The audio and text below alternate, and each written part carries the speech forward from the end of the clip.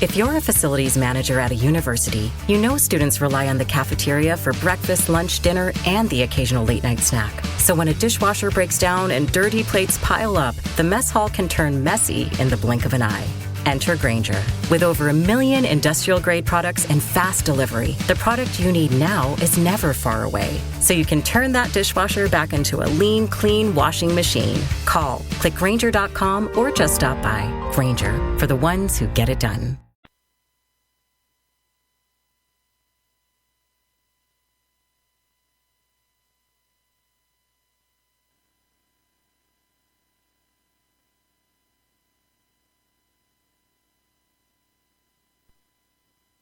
Conservative talk, the Sackhead Sean and Sackhead Clint.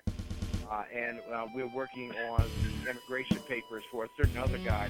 So there are no people better on the air to give you the best in conservative talk than Sackhead Sean and Sackhead Clint. And we're working on the immigration papers for a certain other guy who happens to work here too. For those who are tuning in around the world to the best late night conservative talk, Sackhead Radio. Sack News. Sack News. Radio. Sack News. Sack News. Radio.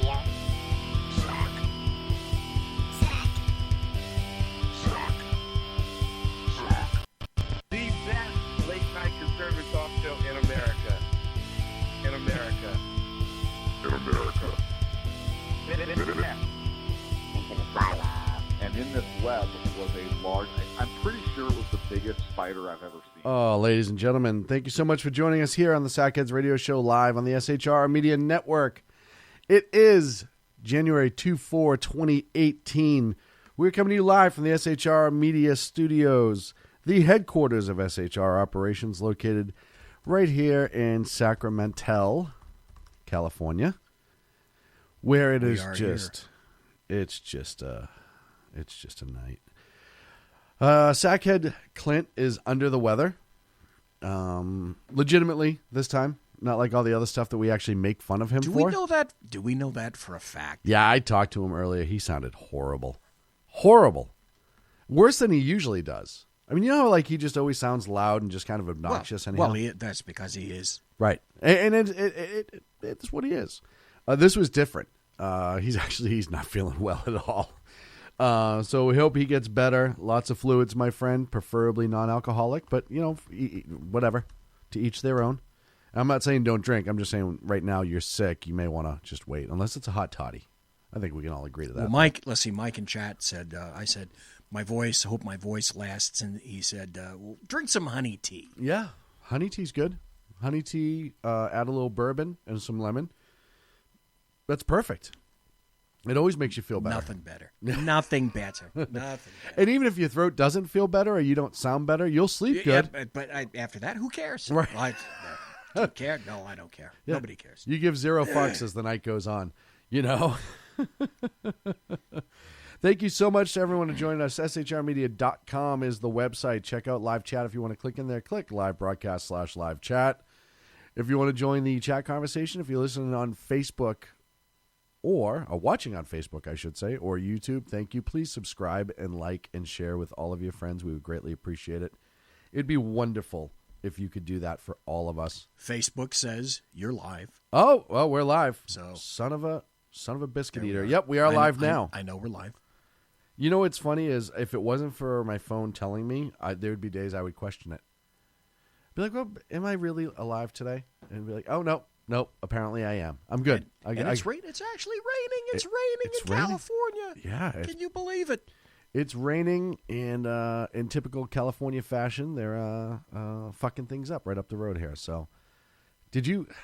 And BZ, by the way, thank you for joining us this evening. Oh, you're very welcome. I need Xanax and Quaaludes. Yeah, and we got plenty.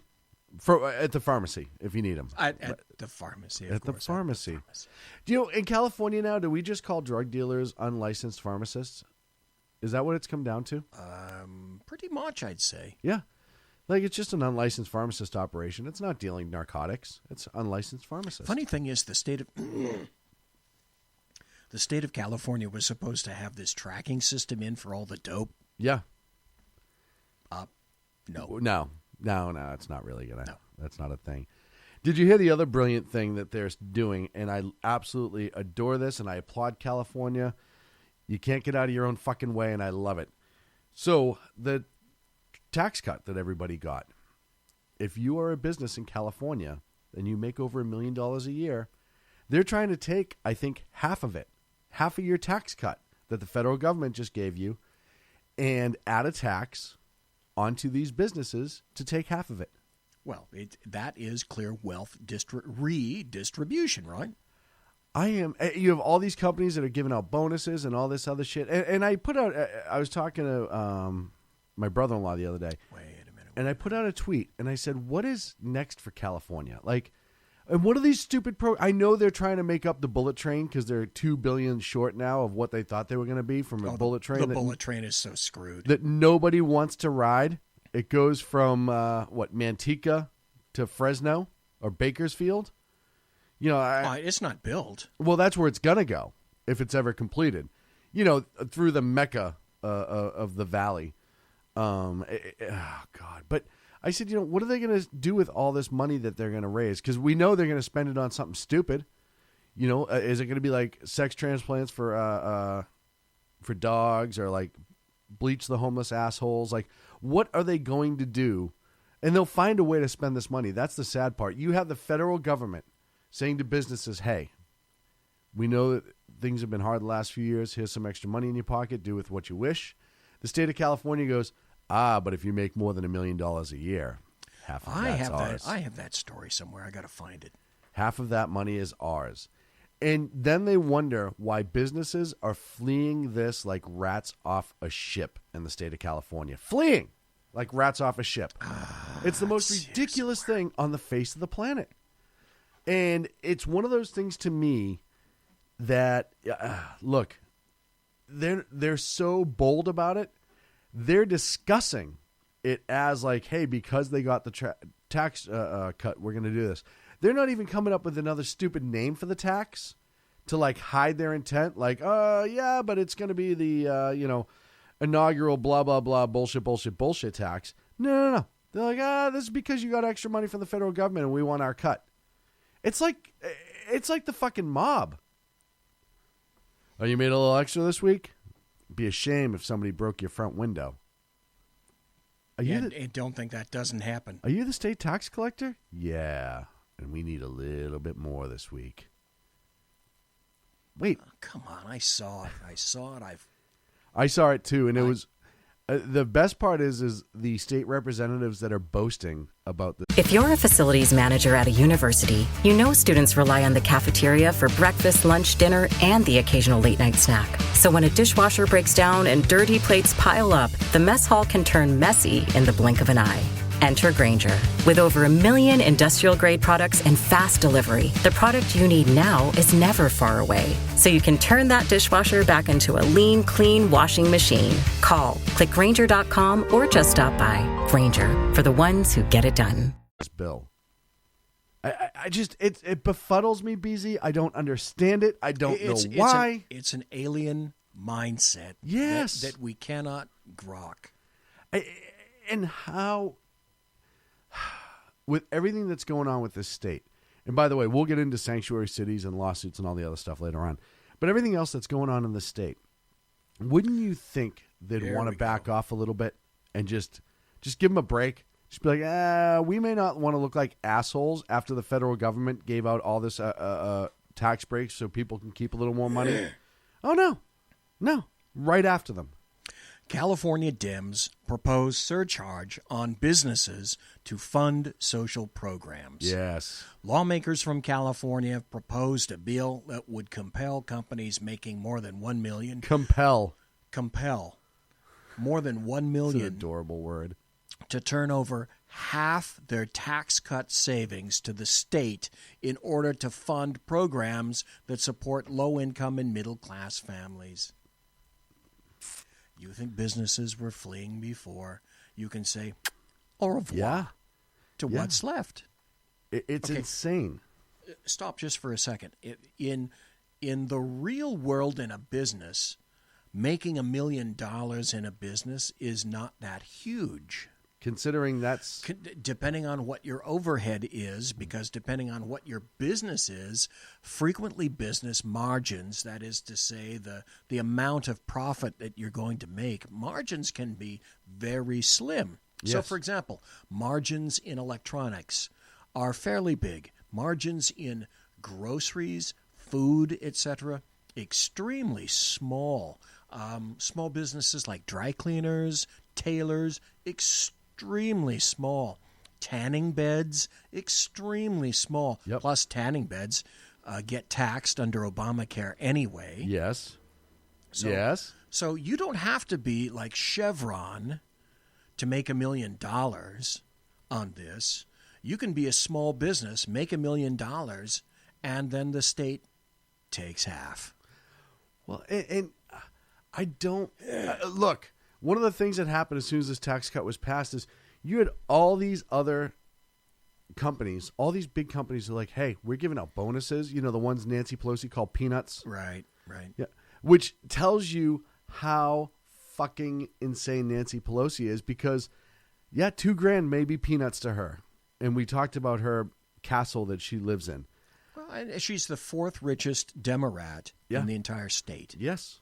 And her husband, Paul, literally is a millionaire multiple times over. Yes.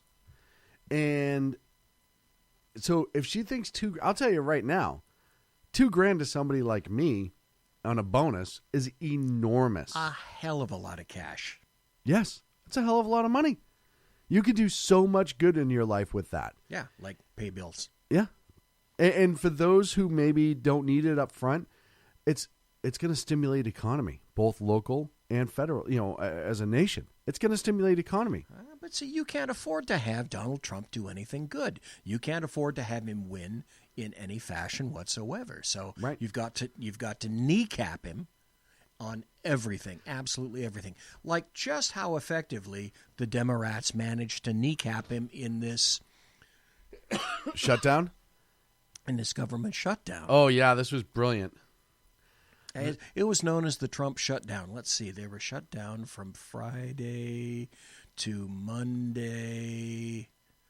Yeah, boy, that was huge. It was a big shutdown. 3-day weekend. 3-day weekend. Yeah. And look it, I will tell you right now, Chuck Schumer, Nancy Pelosi, they had this in mind the minute he was inaugurated. They said, hey, when the budget comes up, guess what we're going to do?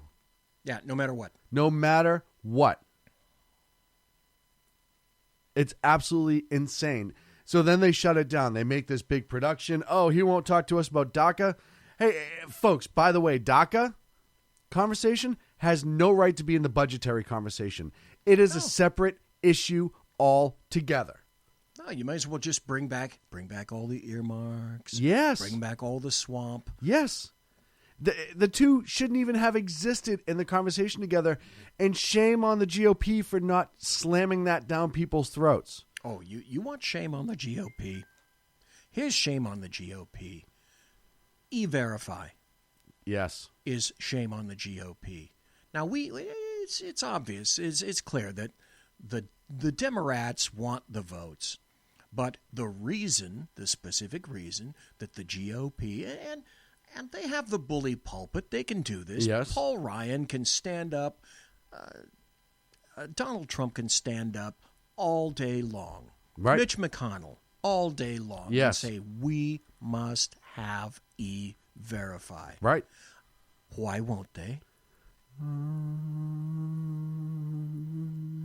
Can anyone in chat think of just one little teeny reason why E-Verify is not numero uno on the Republicans' hit parade? Why is that? By the way, in chat, we have Mike.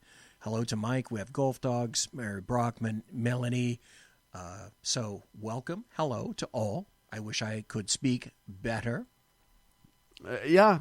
Hello to everyone. So, folks, can you think of any reason why that the Republicans are not all over E-Verify and make that job one? Every business must become a member of E-Verify and run all of your people through E-Verify. Right. I wonder why that would be. I can't think of a good reason, can you? Other than some of those people might be on the payroll now. Yeah, and they want cheap labor. Yep. Yeah. Yep. That's what it comes down to. And Melanie says, yeah, because they're hypocrites. Enormous hypocrites. The same reason why they won't be strong about immigration. They won't be strong about the wall outside of Trump. They won't be strong for it. It's the exact same reason. It's ridiculous. It's absolutely ridiculous. Yes, DACA is dead, but part of the thing that when they were coming out of this ridiculous shutdown, this stupid shutdown, one of the things that Schumer said when he was like, hey, we got their word that we're going to we offered the wall as part of the negotiation, and they're going to talk about DACA in 3 weeks when we have to vote again. And then immediately after the government is open, it's like, oh, the wall's off the table. Well, so isn't DACA, motherfucker. Yeah, and what do you think was going to happen? And he said, no, we're not even going to talk about it. Here, this is a great article. This is from CNN. I don't know if it's an article per se, but it is from CNN. There was on CNN a guy named Tom Foreman who on Friday said that this massive threat from the government shutdown is so terrible that it's going to kill elderly senior nutrition programs. There's going to be a huge loss of scientific research going down the tubes and NASA's monitoring system. So what they said is an asteroid is coming. Oh, it's so February close. 4th, and because of the shutdown, this asteroid, if it strikes Earth, guess whose fault? Oh yeah, it's the Are Democrats. you fucking kidding Oh yeah, me? dude. What they'll whatever they will reach at is beyond me. I love it. It's almost comedy at this point. Almost comedy. It is literally the end of the world. Yeah. The government shutdown was the end of the world. If you want to talk about how the Democrats are the biggest obstructionists going, and they will do absolutely anything to go after this president for any reason whatsoever, you look at this shutdown. But it's the Democrats who decided they're going to shut it down. Yeah. But it's Trump who shut it down when it was the Democrats who shut it down. Right. And so, but it's like everything else. I could call the whiteboard a hat. Yeah. It doesn't make it a hat. It's still a whiteboard. It doesn't matter what you change its name to. The reality situation is they chose to shut it down. And they don't even have the balls. Look, we talked about the last shutdown. At least the Republicans had a purpose of the shutdown. Defunding Obamacare is very much part of a budgetary conversation. DACA is not. DACA is a policy conversation that involves finances, but it is a policy violation. A policy violation that is also unconstitutional. Yes. It was unconstitutional for Obama Yes. to have done that in the very first place. But now that they're here and they've been given a moniker, Dreamers, the Dreamers decided that they were. I'm a it would dreamer be a too. Great idea to shut down Disneyland. Yes. Where dreams come true. Look, I love the fact that they've put this connotation of dreamers to make them sound like just this, far off. Oh, I wake up every morning and all I can dream of is my American citizenship and to give back to this nation that has done so much for us. Right. And to go to work and send all 3/4 of my money back to the country that I came from. I dream of free shite. Yes. And I free dream healthcare. of not paying taxes. Yes. And yeah, everybody in this country is a dreamer on some level or another. Right? I mean, that's a reality. But that's their way of massaging. And we talked about last week with me talking about the Republicans need to go as dirty as the Democrats sometimes, and why Trump does not do the overly presidential thing on a regular basis is because when you're fighting somebody in the mud, You can't stay on the high ground. If- you have to get in the mud with them. If I can speak tomorrow, I'm going to have a couple of articles that deal with that, and I'm going to get into the official BZ position and put it out tomorrow. With luck, That's my not the voice position you were talking about at dinner, right? will be Oh wait, better. that might be did it. Yeah. So I'll go into that because I've got some incredible articles from the rhino side of the aisle Yeah. about it's just not fair. It's not. It's not fair. And look, the 81 House of Representatives, 81 people that voted against reopening the government, remember who their name is. And remember that the next time they get elected. Look, I said before, the first thing, when it comes to the budget, there should be no such thing as a continuing resolution. A continuing revolution, we can talk about that later. Continuing resolution. They shouldn't exist. What should happen is the minute the budget isn't passed for at least a year passes, you stop paying everybody in the Senate and in the House, including their staff.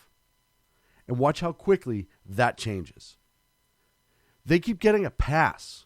We'll do this one for 3 weeks. And in 3 weeks, we're having the same fucking over-dramatic conversation. Do you want to hear something sad? Yes. Really, really sad. Guess. This is going to be a guess Okay. question for yourself and for all the people in chat.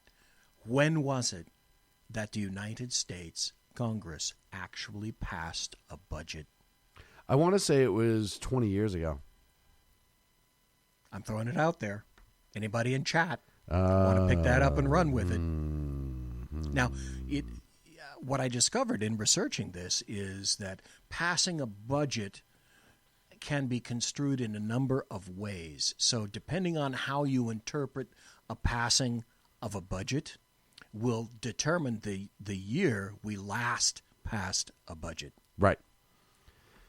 So I would say, well, a budget's supposed to be every 2 years, right? We're supposed to fund the government for 2 years at a time, if I remember right. That's what is supposed to happen. So I would say the last time we passed a full budget like that had to be at least 20 years ago. I would say under the Clinton administration. The last information, the last best information that I have is 2009.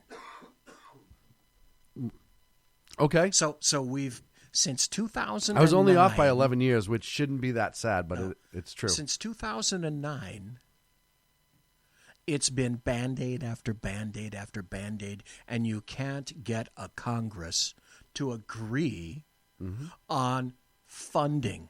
If you can't get a Congress to agree on funding, then you can't do anything else. Right. You shouldn't be able to do anything else. That's how fucked up this is. I think that there should be nothing else heard until it's passed. And once the day passes, once that day passes, you're not allowed to. It's going to be 7-day-a-week sessions, mandatory, 8 a.m. to midnight. Here's the one way of interpreting it is this. The first was a timeline indicating the last time the Democrat-led Senate passed a budget was April 29th, 2009, and other documents are status reports of various budgets and bills and whatnot. But officially, that I can determine, it was 2009. That's insane. Absolutely insane. And it was when the House and the Senate were controlled 9 years by the ago. Dems. 9 years ago. Almost a decade since we last passed an actual budget that didn't have continuing or CRs attached. Well, and here's the other crazy part, too. My favorite thing, I'm just going back to Chucky Schumer trying to blame Trump and the Republicans for all of this. The reality of the situation is most people should know, including if you're an elected senator, that when it comes to the budget, you need 60 votes.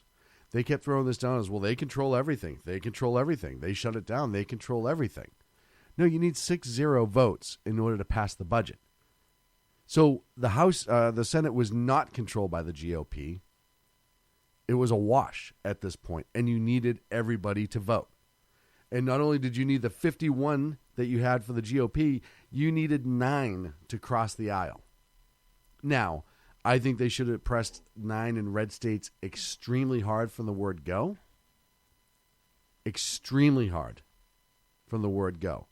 Hey, if you're in a red state and you ended up being a Democrat, and those are the 9 we're going after, do you really want your constituents in a mostly conservative state to know that you chose the illegal immigrants over the military, over our budget, over the government? It's so sad and to the point now that even Democrats are starting to back up and say, maybe we shouldn't have gone there. Yeah. Look, you've had a lot of Democrats. Democrats are pissed for 2 reasons right now. That the progressive Democrats are pissed that Schumer was feckless and gave in, and the Democratic Party gave in. Oh, and then the Dreamers. What do we know about the Dreamers and Schumer? Mm-hmm. They protested outside his house. Mm-hmm. Good on them. Absolutely. Hey, Chucky, you want it, you got it, you own it. They're your people. Your people, they've come, Chucky. And the other side of Democrats, the non-progressive Democrats, were pissed that it even happened. And it shouldn't have happened. And they know that. Procedurally, it should not have happened. And then you do all this boasting, all this bullshitting, all this argument. You have military families afraid they're not going to get paid. All of these other things. The government got shut down for a few days. Everyone else I don't really give a shit about. And then you're just going to come out and be like, yeah, we'll pass it. What did you guys get out of it? This Nothing. is interesting. And I know we got another 2 minutes before we hit the break, but this is an article from NPR. And it said, open or closed. Here's what happens in a partial government shutdown. And after I read this article, the bottom line was, when I got through with it, I thought, okay, nothing really bad happens. No. Because here's just an inkling. I don't know if we're going to go to do this afterwards, but Social Security checks will continue in what is an automated process. Military, active duty military will remain on the job. Military ops in places like Afghanistan will continue. Veterans Affairs. Ever since the scare about veterans not getting their health care during the last government shutdown, by the way, that was in 2013. Yes. The VA administration has been getting its funding appropriated in advance. Mail delivery. The post office will be open. Travel, air traffic controllers, TSA, customs and ICE will be on the job. National parks. The one major departure from the last shutdown, the Interior Department says it will work to keep parks open. That was a personal fuck you from Obama to the citizens of the United States when he shut down all the parks, courtesy of Mr. Obama. Museums. The Smithsonian, as the National Zoo, remain open for the weekend, but they'll close on Monday if the government shuts down. Well, it opened back up. Courts and justice. Federal courts continue normal ops. Legislation. Congress continues to operate. Federal agencies. Most federal agencies would be closed, like the Department of Education and the IRS. Boo-hoo-hoo. So really, Close the IRS. What happened? What is the difference, and does anyone really fucking care? Well, that's the thing, too, is, okay, what are you going to... I wish there was more on that list that got shut down. Absolutely wish. Well, this is that's an article from NPR, and I'm sure that if it would benefit leftists, it would have been on there. Well, and speaking of benefiting leftists, I do want to talk about this, and then I want to talk about a certain memo that's become kind of popular all of a sudden. All that and more here on the Sackheads Radio Show live on the SHR Media Network. You're listening to the SHR Media Network. Good evening. Broadcasting behind enemy lines in occupied California, the bloviating Zeppelin's Berserk Bobcat Saloon Radio Show is featured on the SHR Media Network every Tuesday and Thursday night for 2 hours at 11 p.m. Eastern and 8 p.m. Pacific.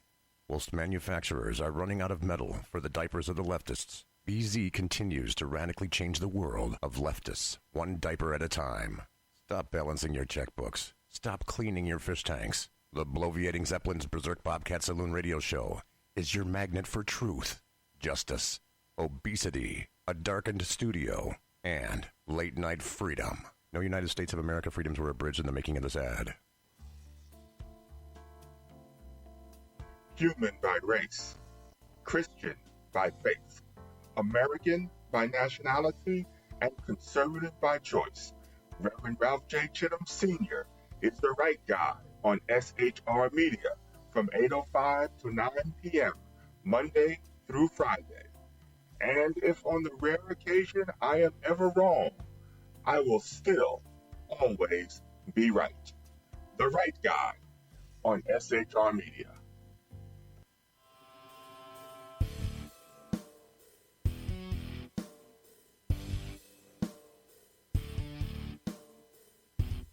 In a world controlled by corrupt politicians, a team of ordinary men emerge from the ashes to give voice to the voiceless, hope to the hopeless, clues to the clueless. Sackheads Sean, Sackheads Clint, and Sackheads BZ.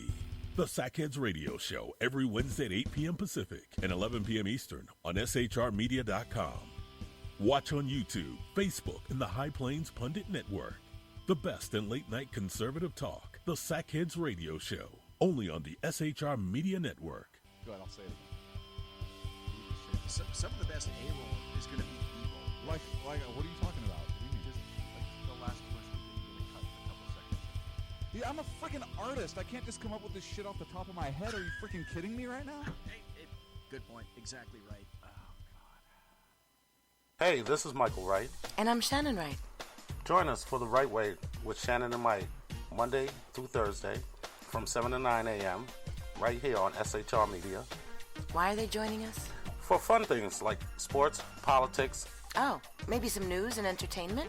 And all kinds of other things. Money and recipes and events, all kinds of stuff. Yeah, so join us Monday through Thursday, 7 to 9 a.m. here on shrmedia.com. When dirty politicians, shadow governments, and deceptive Islam blind the world with fake stream media smoke, their only fear is one man with a cane.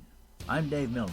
Join me through shrmedia.com, highplainstalkradio.com, and the Western Free Radio Network at Spreaker, YouTube, and iTunes for a different perspective weekly on the Unpleasant Blind Guy. And catch me on Jeff Mitchell's EDL Radio on blogtalkradio.com. There's no surrender ever, because truth is not always pleasant. This is Sam on SHR Media. You can listen to my new show starting on Tuesdays in January. Get my perspective on national politics, a conservative's perspective on California politics, the latest in the war on terror, all of that and a lot more here on Tuesdays at SHR Media. And don't forget to follow me on Twitter at Sam_SHR Media.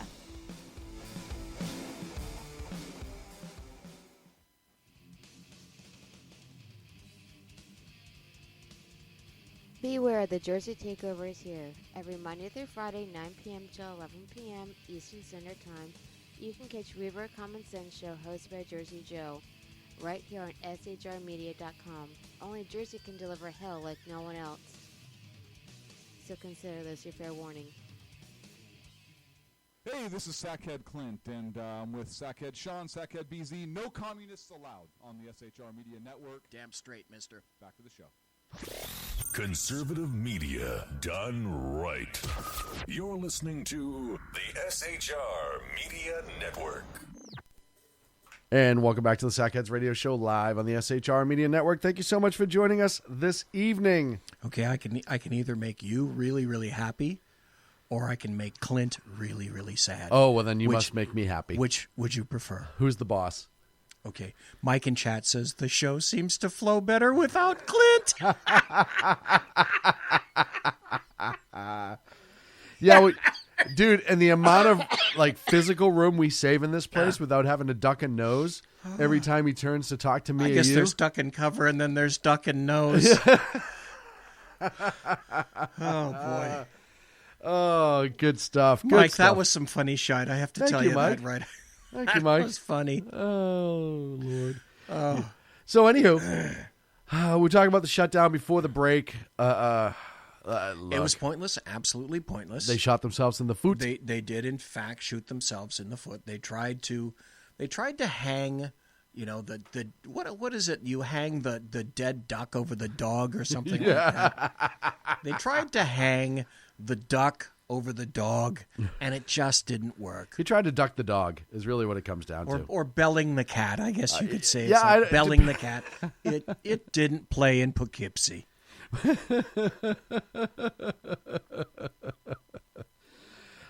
Speaking of ridiculous in government. On Dan's in chat. Hey, Welcome to Dan. Second best newsman in the business. Speaking of ridiculousness in government, the FBI. Where do you start? Oh, I know. So as we go through the Mueller investigation, more and more is starting to come out. We have the memo, which I'll talk about in a little bit, the one that Twitter and Facebook really suppressed the tweets and kept it from trending how it should have, which, by the way, I know we can bitch all we want, but the reality is they own it. They can do whatever the fuck they want. We just don't have to use it. I said this a while ago, and I wrote a post about it, and I literally, this is no secret, I've kind of been under the weather for the past week, and so I haven't written a post in at least a week, and for the people who have said, all right, where are you, what are you doing, that kind of thing. But one of the last posts I wrote was about social media, and I said all it would take, I don't know if anyone even realizes this, there is an alternative to Twitter. Mm-hmm. And it's called Gab, G-A-B.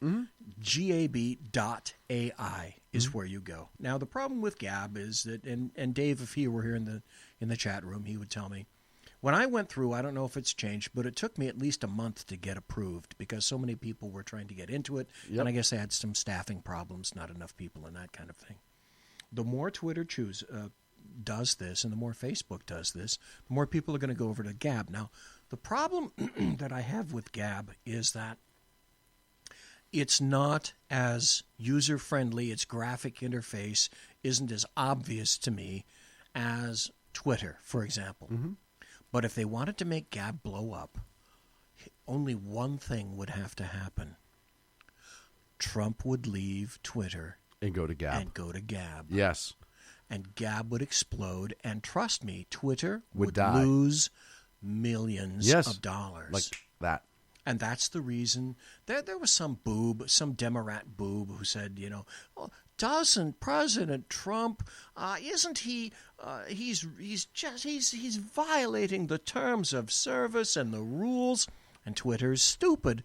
But they're not so stupid as to remove Trump because he gets lots of views. Oh, yeah.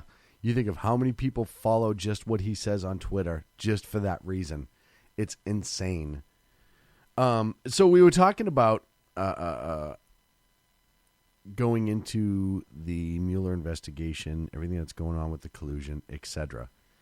And you get into the dossier that was going on, Steele, and then there's these two FBI officials. Or one's an FBI official and then the other one's a DOJ official. Yeah. And they're texting. And it's all of a sudden becoming a bigger and bigger and bigger thing than anyone thought it would be. Well, see, the funny thing is, the FBI guy that you're talking about is called Peter Strzok. Yes. S-T-R-Z-O-K. And people were saying, well, he doesn't have any pull over at the FBI. He's just a line-level agent. Bullshit. He was the assistant director for counterterrorism, which is a large. I've been there. I used to work for them a long time ago.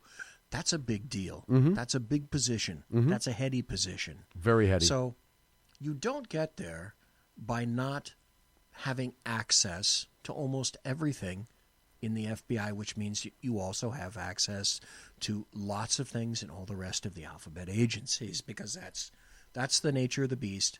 That's how it works. Now, his honey, Page, Lisa Page? Yes. Okay. Is a DOJ attorney, and they're a hookup. Bum, bum, bum. And I don't know. I have not researched him or her, so I don't know if they're both married to other people and then they were having an affair. Don't know how that went. But basically, she's his squeeze and he's her squeeze. They squeeze it. I think he's married, but I don't quote me. I'm not sure. But essentially, they're both highly placed, high-level officials in each respective agency, and that's their background. Now let's get into what they were talking about. All the way up from the time that it looked like before that Trump was going to be the nominee and elected, they're essentially talking about all the different ways that he's going to be taken down and the information they're trying to get and all these other things. And at one point, Strzok says something to the effect of, yeah, there's a big thing coming, but I don't think it's going to work at this point, which I'm assuming was the Russia investigation that they were going to try to pull on them. Yeah, I can't quote it, but you're right insofar as he was intimating that he's going to be working for that investigatory team. Yes. Mueller. Yes. But it apparently he didn't have supreme confidence in the ability to find smack on Trump. It goes back to Van Jones' statement at CNN, right? It's a big nothing burger, Trump and Russia. Yeah. And I'll tell you right now. Which also is another reason that the directionality of the investigation changed over time. Has not been about Russia. Look, where you're at now, right? What does Mueller want to talk to Trump about? From what we know, why he fired Kelly, not Kelly, Clark and Comey. Right. That's where it's at right now. Now, we all know why he fired Comey, because he picked up a ton of investigations. He absolutely, and we'll get into the memo later, but he absolutely was picking, choosing what to investigate appropriately and what to make it just kind of look decent and then move on. When you questioned Hillary Clinton about her server and she wasn't under oath and it wasn't recorded and you just took her word for it, we knew where his allegiances lied. Everybody in this country knew. And then you came out and said, oh, yeah, we're not going to press charges. We're not going to do anything with this. Meanwhile, Huba Abedin's husband, whatever his name, I can't even think of his name right now. It's Wiener. Something to do with penis. Yeah, Right. Wiener. Yeah. We find out that he has a bunch of her classified emails on his personal computer, the same computer he's using to send dick pics to 16-year-old girls. We find out, so there's a huge violation. Some of them from Hillary. They gave her a pass on a shitload of stuff that had the top secret mark just scrubbed for that specific PDF over and over and over again. Well, why'd you fire Comey? Well, because he wasn't a company man in the sense that he works for the government and he wasn't doing his job appropriately. That's why he got fired. Oh, this is insane. You're just removing people that could oppose you. No, we're removing people who, as it looks like more and more, were not only not doing their job, but they were colluding against the person who this country elected president. Very true. Very true. Trump made a verbal gaffe when he said that he got rid of Comey because he was conducting the investigation and he was going further into President Trump. What I think actually occurred is this. I think he believed in his heart that he was going to give Comey a shot, and which is why he didn't get rid of him on January 20th, as I fervently suggested, because the president obviously doesn't listen to me. Oh, well, and shame on him, by the way. That's quite true. You know, a lot would be better in this country if he did. I'll tell you that. Well, obviously the president isn't watching or reading my posts either. I'm going to keep tweeting it at him. But having said that, I think he gave Comey a chance, and when he realized that Comey was not interested in being cooperative in any means, reason whatsoever, he got rid of him. Now, the guy that wrote the rationale for that was released, and it wasn't Rosenstein, it was another guy at DOJ, but he laid it out in a perfectly chronological and linear fashion, the reasons, the good and applicable reasons why Comey should have been fired. So if he relies on that, Trump should be okay. Now, having said that, and I'd like your input about this, Trump recently has said that he would very much willingly like to speak in front of Mueller. Anyone besides me think that's a horrible idea. Me. And here's why. Okay. Mueller's a process guy. Trump is not. If he speaks in front of Mueller, especially in a grand jury, obviously what we know about a grand jury is when you walk in alone. Yes. There is no attorney. There is no mouthpiece. And trusting Trump to say the right thing at the wrong time or the wrong thing at the right time, I would do that.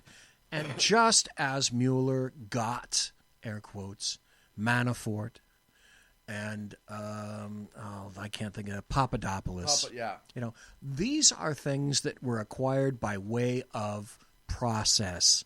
It didn't forward them, as far as I can tell, anything in terms of the investigation, especially in regard to the original reason for it, Trump, Russia, election, hacking, Russia favoring Trump, Russia somehow establishing Trump in the presidency. That didn't happen. Here's why I think he agreed. And I'm going to put it plain and simple. Okay, I want to hear. Everything I've heard about this memo says that when it is released, the Mueller investigation's over. It's done. Because he's going to be able to turn around and fire Mueller in a second, which says to me that there's something about Mueller in there, or maybe the office Mueller was working in at one point with Comey, because they're tight. Everyone remembers that. Oh. I think Trump knows that memo is going to be released, and he'll never have to speak to Mueller. In terms of time frame, the last I heard today, because I was watching the news for a while, is, was it Jim Jeffords? Someone was saying that they think that the memo will actually be released in about 2 weeks. So I think now the pressure is on to attempt to get Trump to speak before the 2 weeks. Before the release of the memo. Won't happen. I can only hope that it doesn't happen. I can only hope that whoever is advising Trump tells him, wait, just wait. You might want to, or he says that the only way that you're going to get any speaking done in terms of Trump is a closed room, Bob Mueller, Donald Trump, and nobody else. Right. No grand jury, just two dudes sitting in a room. Right. That would be better. And I'd be okay. I'd actually be okay with that. Other than that, nope. I would actually be okay with that.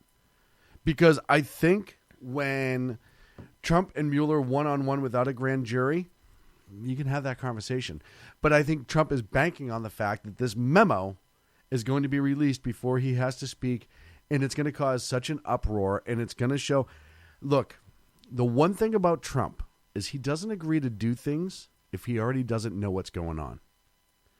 What he says verbally is not always his plotting. You look at how he plays media. You look at how he plays Democrats. You look at how he plays all of these people at their own game and wins repeatedly. He does not go into things blind. He does not go into things stupid. He may not always say the cleanest thing, but he knows better. And I think he knows better here too, which I want to start to get into the memo. When you have your last word. The last I heard today, again, is this gentleman by the name of Gates, who's a representative. Who was it?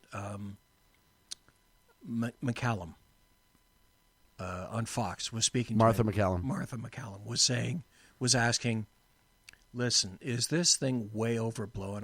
Is there just people are afraid that they're making way too much out of this memo and that it's being way overhyped. Is it overhyped? And he said, absolutely not. It is not. It could potentially change an entire game. Mm-hmm. Well, and when you have representatives who have read it and said, I couldn't tell if we were in America or communist Russia. And people literally have said, and I forget the representative's name, look, I wish I hadn't read that memo for the only sake that I couldn't believe that it happened in my country. I don't think this is hyperbole. I don't think this is hype. I don't think that this is a blown out. And here's why.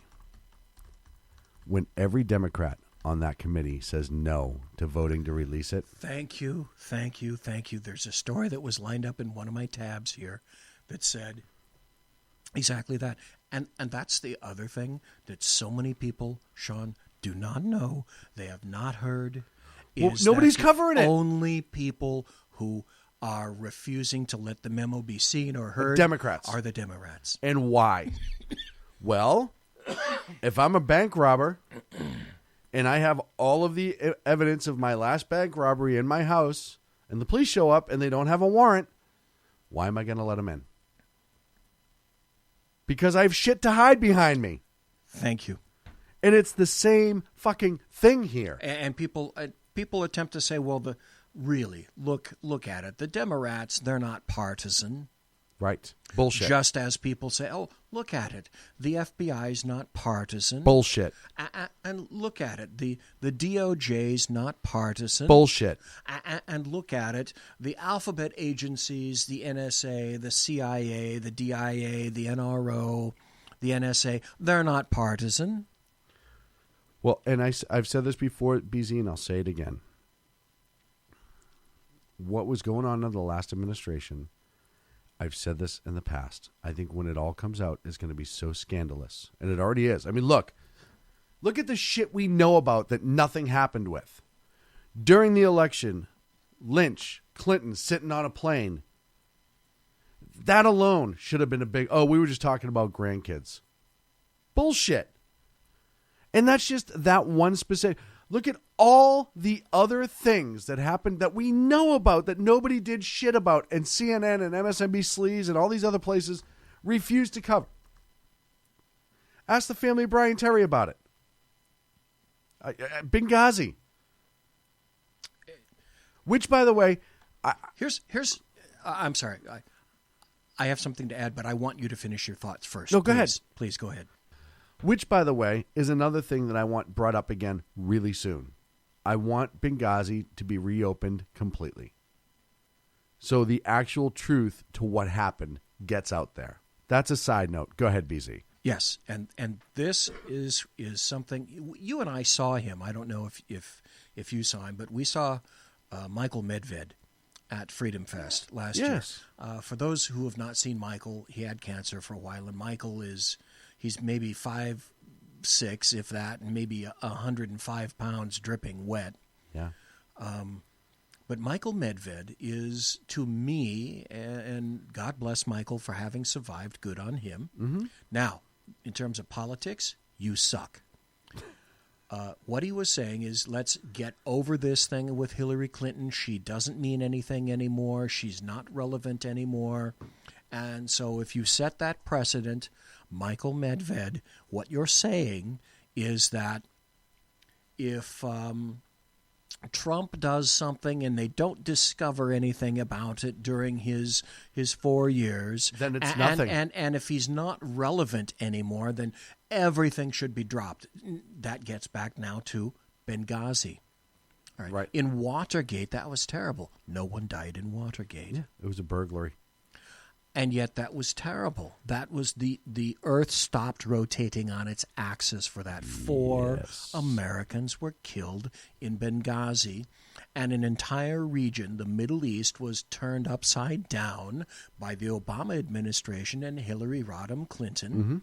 And then she went and did anything and everything possible to lie. To lie about Benghazi, about the emails, about the server, about her attempt to subvert Bernie Sanders, to make sure that she got in, to make sure that she cheated to the nth degree, and that she would be installed as president because she was due that. It was due to her. Absolutely in her mind. She put up with enough crap. She was next in line, and she was due to get it. She's earned it. Now, though, that she is not installed as president, we need to forgive and forget. No. It doesn't matter what crimes were committed or really how many people died, does it? Michael Medved says she's no longer relevant. Give her a break. But you look at everything that's come out since then, right? The Uranium One deal, the Steele dossier. All of those things are enormous. Never mind what's in this memo. BZ, look into your Magic 5 ball, because I know you don't have an 8 ball. That's pretty high price for us, and we couldn't afford it. But tell me, by looking in your Magic 5 ball, what you think that memo contains, or at least some glimpse and pieces of it. Well, it's going to have something to do with the FISA court. Mm-hmm. It's going to have something to do with an affidavit, Mm-hmm. an application for a warrant through the FISA court, Mm-hmm. and the FBI. Mm-hmm. I agree to all the above, and I'll expand on that a little bit. I think the wiretapping of Trump's office was authorized, but not for the reason that we were told. Oh, we were listening to that one guy, and we happened to pick up some other sort of ancillary conversations. Yeah, that's a massive bullshit on that. No, I think that Trump's people, and I think it's going to be a lot of his top people, were all bugged. I also think that you're going to see that the FBI was directed to find and try to disparage then candidate Trump. I think you're going to see everything being weighted into the Clinton campaign as the, in other words, no matter what's alleged, they didn't do anything wrong. Strzok was the crafter initially of the memo that James Comey signed off on in terms of exonerating Hillary Rodham Clinton at least 1 month prior to her official exoneration by James Comey. Mm-hmm. See how it's all and kind I think, of interlinked. I think you will see criminality all the way up to Hillary Clinton. And I think there will be something out of the former administration, the Oval Office. I think that it may not be criminal, but I think there was knowledge in the administration, in Obama's administration, what was going on.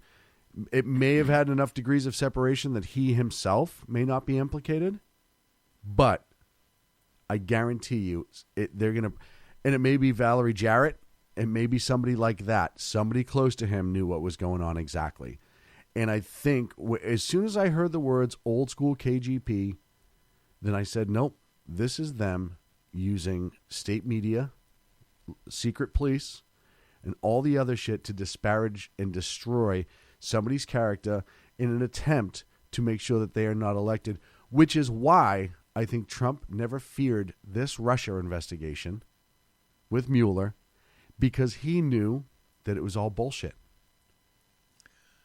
Let's go one further. We know that DC leaks like a terrible sieve, Oh, like a screen door in a submarine, like a cheap baby's diaper. Not the baby's and yet cheap. the diaper odd is. thing is, we have not heard a hint of a leak from Mueller's team. Is Mueller so good that he's the only individual in D.C. that everyone quakes in fear of leaking? I doubt that's true. I doubt that's true. I can as well. only make one conclusion. Well, I want to know how many suicide notes are being written for a couple weeks from now for certain people. Like I said before, I joked last week about somebody's obituary coming out before they were dead from the Clinton. We're really sorry to hear about the passing of so-and-so who committed suicide 2 weeks from now. It's almost that bad where I wonder, and I've had numerous people shoot me messages, be like, hey, if I was these people, I would be lawyering up. I would be asking for WITSEC, and I would be getting the hell out of town. Because if it's as bad as we're being led to believe, and, you know, it's been a week or two since it's been a week since it's dropped, or the knowledge of it's dropped, and it's still a major issue, which in a 24-hour news cycle usually doesn't happen. And for that to still be on the front page of every conservative newspaper article, etc., I think there's something major there, and it's something that's going to upset this country beyond maybe what we've ever known. I really believe that. I'd be heading to my cabin in Frog Dick, North Dakota right about now. Good old Frog Dick. 2006. Hey, we're up against a break. We is. When we come back, I want to talk a little bit more about the memo, and then I want to get into some other things that have gone on internationally, maybe a wee bit, and maybe we'll we may bring a guest on the line here. All that and more on the Sackheads Radio Show live on the SHR Media Network. Stick around. You're listening to the SHR Media Network. In a couple of days, featuring right thinking from the left brain and doing the job the American maggots won't. BZ is fundamentally changing America one diaper at a time. Just when safety pin manufacturers are running out of metal for the diapers of the leftists, where the speech is free, but the drinks are not. The Bloviating Zeppelin's Berserk Bobcat Saloon can be heard every Tuesday and Thursday night, commencing at 11 p.m. Eastern and 8 p.m. Pacific, where pushback is a requisite art form in and of itself. Let your ossicles be truly liberated when you listen to the Bloviating Zeppelin's Berserk Bobcat Saloon, only on SHR Media Network. No ferrets were harmed in the making of this ad. When dirty politicians, shadow governments, and deceptive Islam blind the world with fake stream media smoke, their only fear is one man with a cane. I'm Dave Milner. Join me through shrmedia.com, highplainstalkradio.com, and the Western Free Radio Network at Spreaker, YouTube, and iTunes for a different perspective weekly on The Unpleasant Blind Guy. And catch me on Jeff Mitchell's EDL Radio on blogtalkradio.com. There's no surrender ever. Because truth is not always pleasant.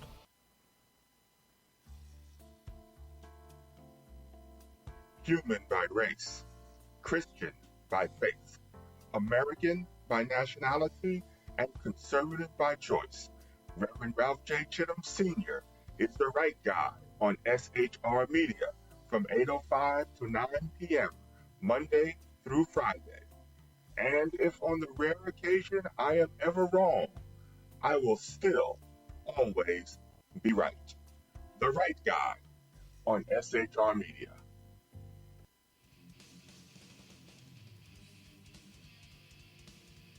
Beware, the Jersey Takeover is here. Every Monday through Friday, 9 p.m. to 11 p.m. Eastern Standard Time, you can catch Reaver Common Sense Show hosted by Jersey Joe, right here on shrmedia.com.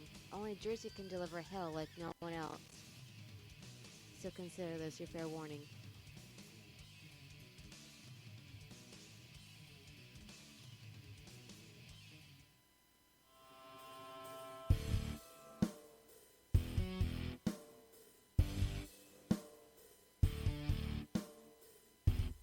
In a world controlled by corrupt politicians, a team of ordinary men emerge from the ashes to give voice to the voiceless, hope to the hopeless, clues to the clueless.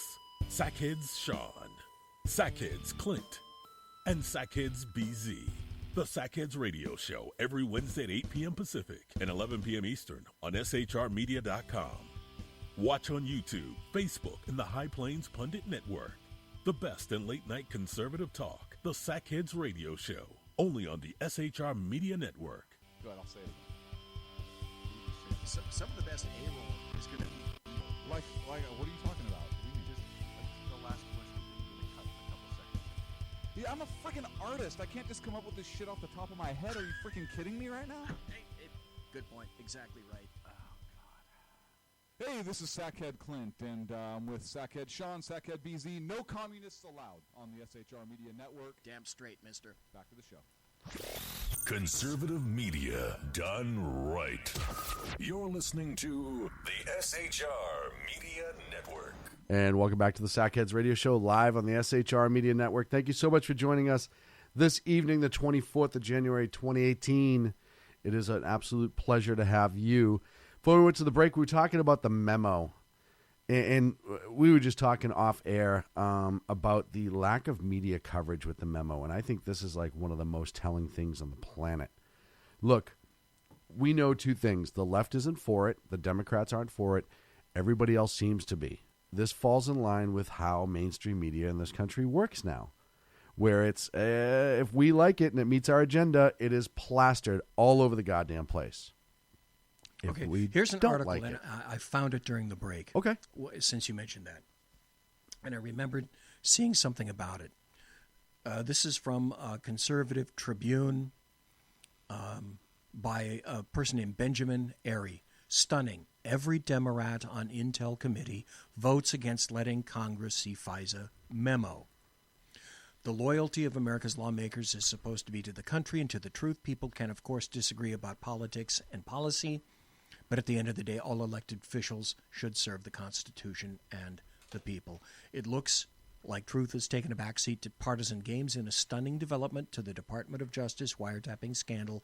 Every single Democrat on the House Intelligence Committee just voted to cover up evidence of what could be the biggest story since Watergate. So it wasn't a hint or a suggestion about what you were saying. It's fact. Fact. Right there. And I'm going to bring in a friend of ours on the line here, because I haven't heard his opinion about this yet, and I know he's always very opinionated, and let's see if he wants to play with us. How could you not, though, right, PZ? Like, when the sackhead's calling, you better answer. That's really what it comes down to. Facts and evidence. Right, facts and evidence. I appreciate that. Hello. Sorry that we missed you.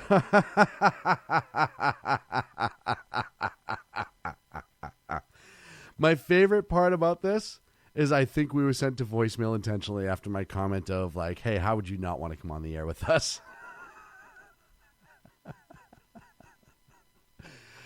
Yeah. No, we were hung up on, BZ. And that's fine.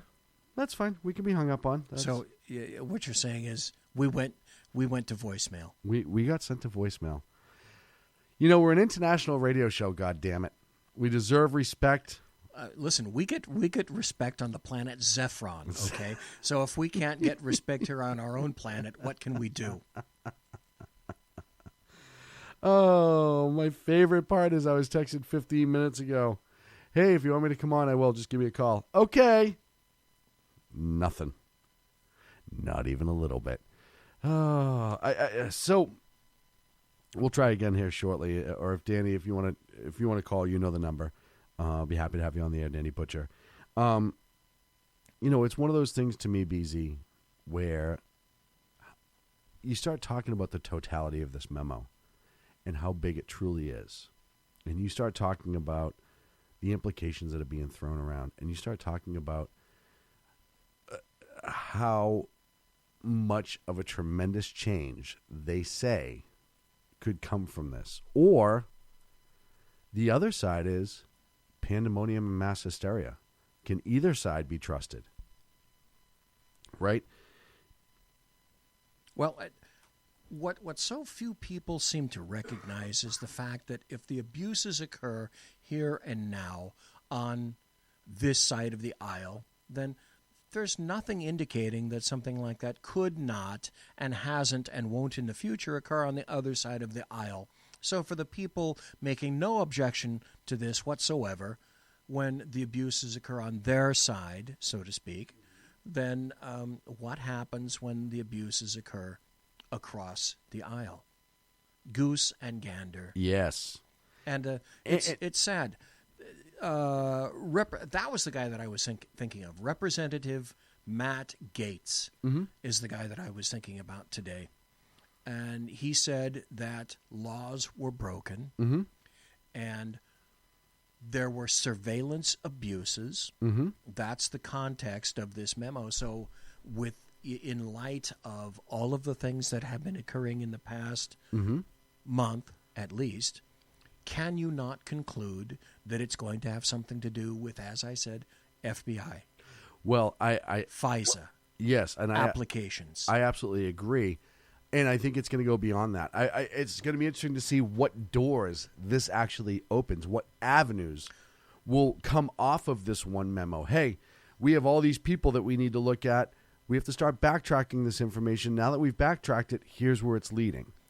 Do you recall that one particular judge, Gonzalez or Hernandez, I can't think of his name, recused himself from Mueller and from hearing any particular case regarding that because he said he just recused himself, didn't give any particular reason. However, we determined later that he's one of the sitting judges on a FISA court. Weird. How odd very, very odd is that? The questions are what, and I cannot think of another name for this if I have to label it. There was and may still be a cabal of individual agents who wrote an affidavit, because the story is this: they went to the FISA court initially and were refused and came back, regrouped, and then using that dossier amidst the other information that they allegedly had, went and reapplied through FISA, and that was accepted. The commonality throughout that is that FISA is to applicants as grand juries are to ham sandwiches. It's not that difficult. So if a FISA court rebuffs you and you have to step back for a plan B, that tells me that the individuals making the application were, let's throw out the word, perhaps borderline desperate. Or extremely. And desperate people tend to do desperate things. So I want to know whose names and what agency were on the application, were on that affidavit. Oh, yeah. To which judge did it go, and what was the basis for the application? And if they had to hold back, why? He had to recuse himself. Why? Because it becomes an if-then situation. I would love to know. Oh, go ahead. If the warrant was granted by the judge on the basis of the dossier, then everything acquired, every little piece, molecule, iota, will be rebuked. That's the fruit of the poisonous tree doctrine. And if a judge willingly or unwillingly partook in this, and we must find out that too, did they pull the wool over the judge, or did the judge who signed off on that, was he an active and willing participant in that, knowing the background of this dossier?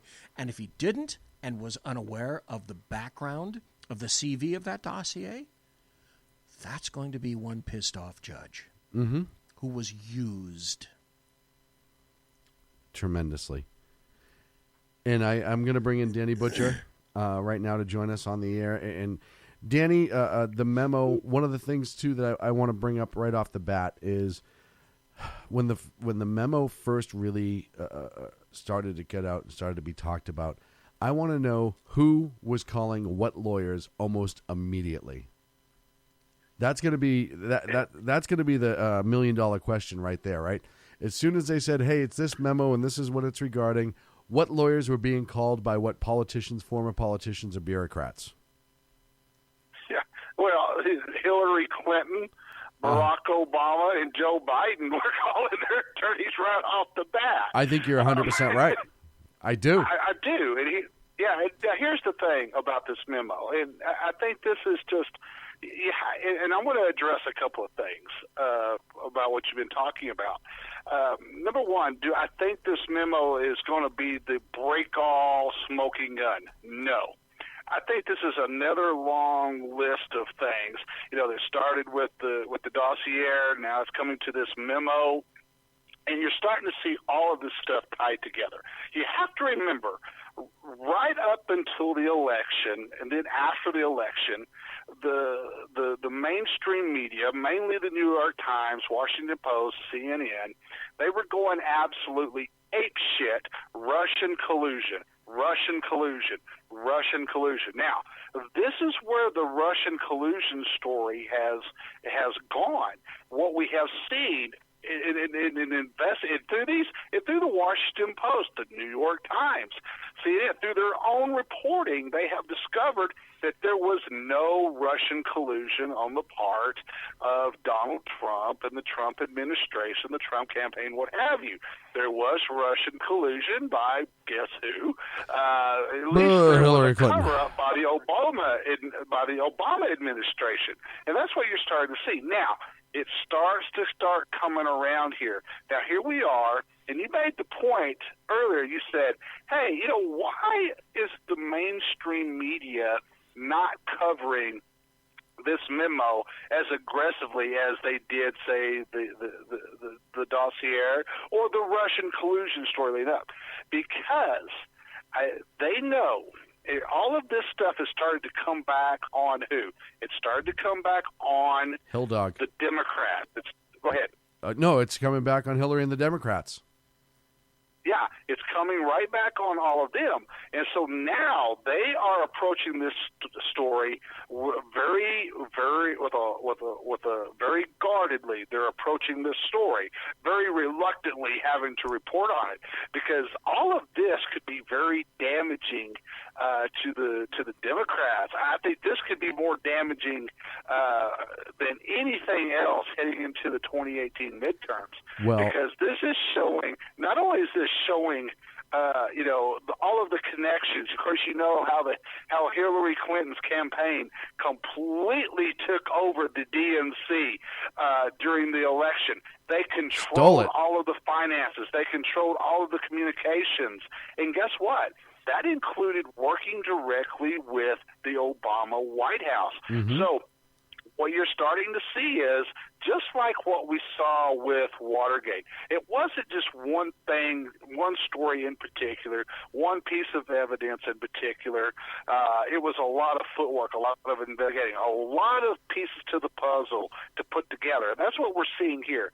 So you're starting to see, you saw how the Obama administration tried to suppress information about the Russians and how they were trying to, basically show that, hey, you know what, if we wanted to, we could screw with your elections by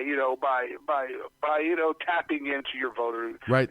To your they threw that fear out and stuff like that. Well, and I think, Danny, that's something. Yeah. That's something I think people forget about, and that's a great point, Danny. Yes. Is when we bring up Russia.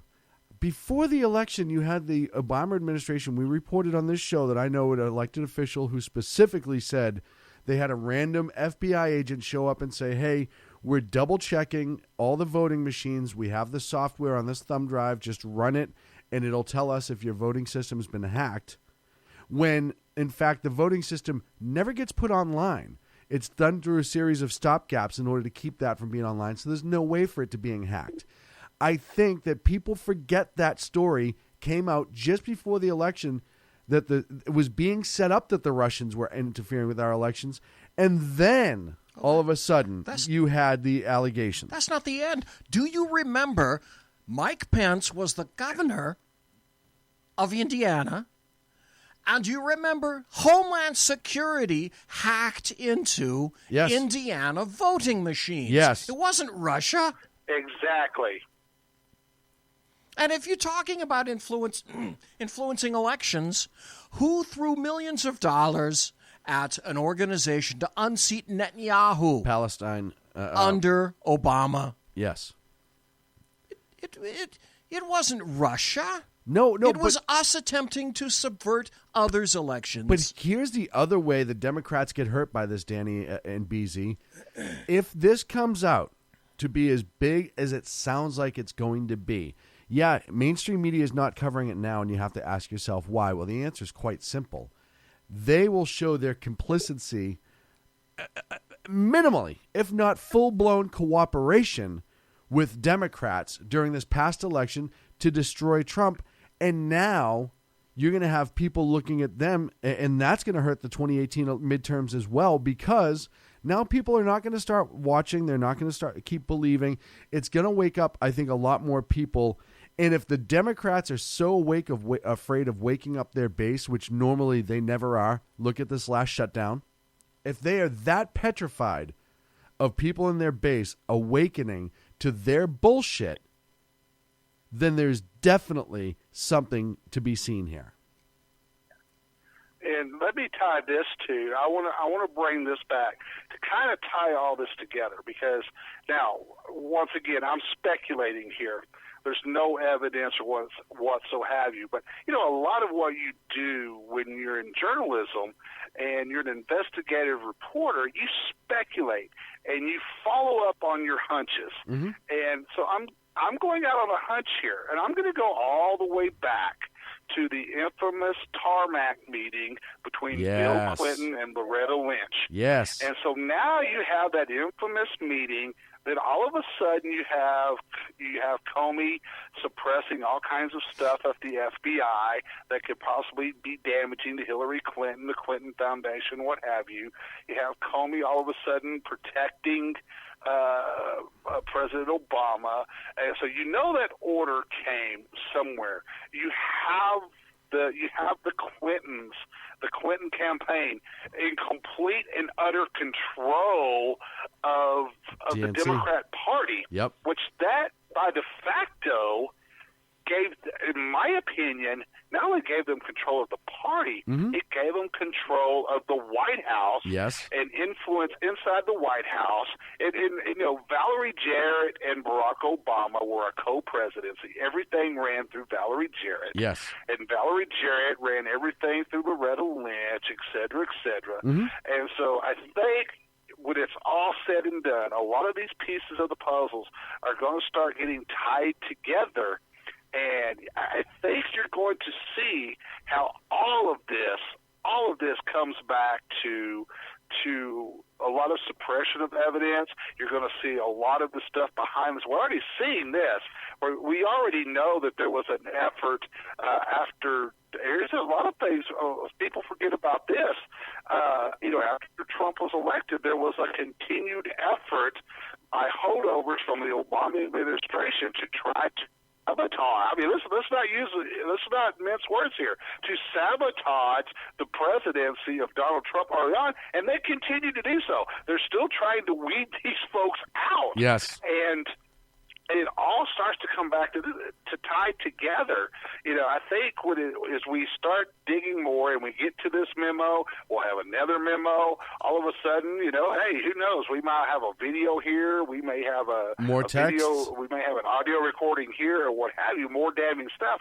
But I think at least you're going to, the Clintons and the Obama and the White House are tied together by the election and by the suppression that they had. Look at what they did to, obviously, what they did to Hillary's opponent. Bernie. How they basically, Bernie was the sacrificial lamb. He had no chance in hell. Ever. And so what makes you think? So what makes you think if they were going to do that to Bernie Sanders? What makes you think they wouldn't try to do whatever to sabotage the presidency of Donald Trump to, guess what, protect the legacy of Hillary Clinton, Bill Clinton, and Barack Obama?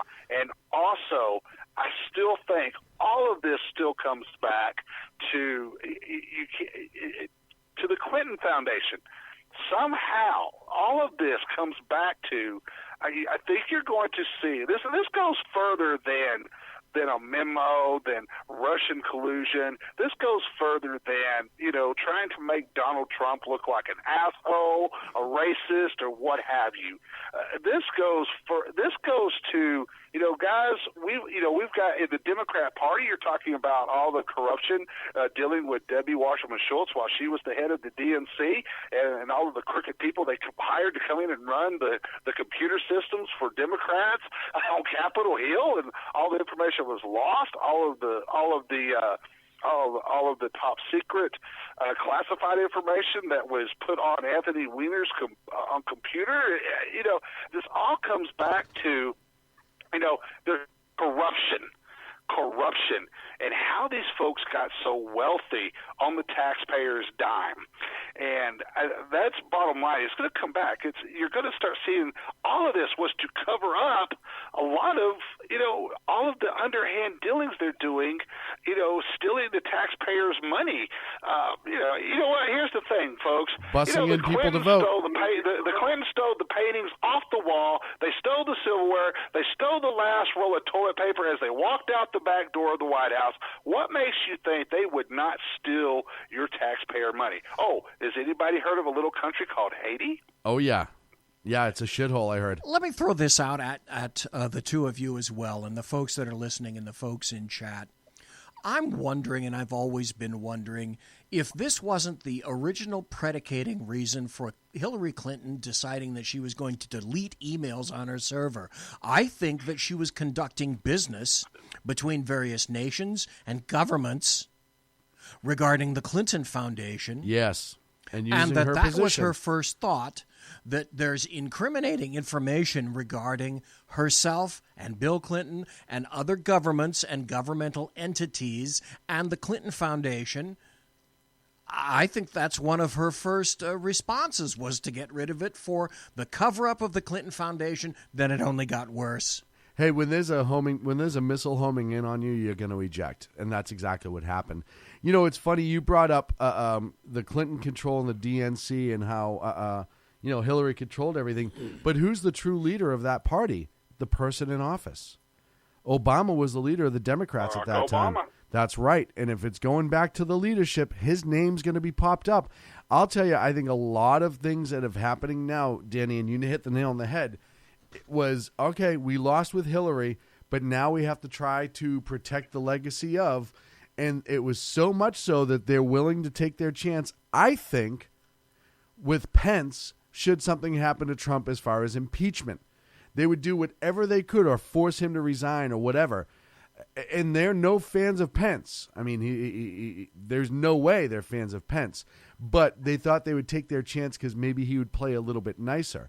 And it shows you just how deep and how fucked up, for the lack of a better word, things really are in Washington, D.C.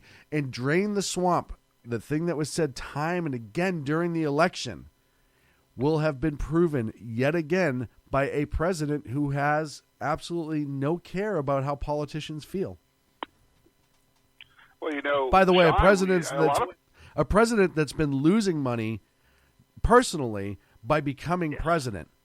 Meanwhile, the Clintons are going the exact opposite way. Go ahead, Danny. I'll give you the last word, and then we're up against a break in 4 minutes. Yeah, well, here, I want to remind everybody. Everybody has to remember that, the surveillance on the Trump campaign went even further. I mean, it went into when Trump was taking office. They were still doing surveillance on his campaign staff, and then starting in on his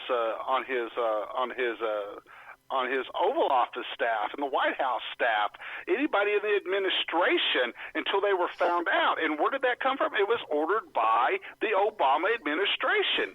And then it goes back, okay, well, who ordered that surveillance and what was it for?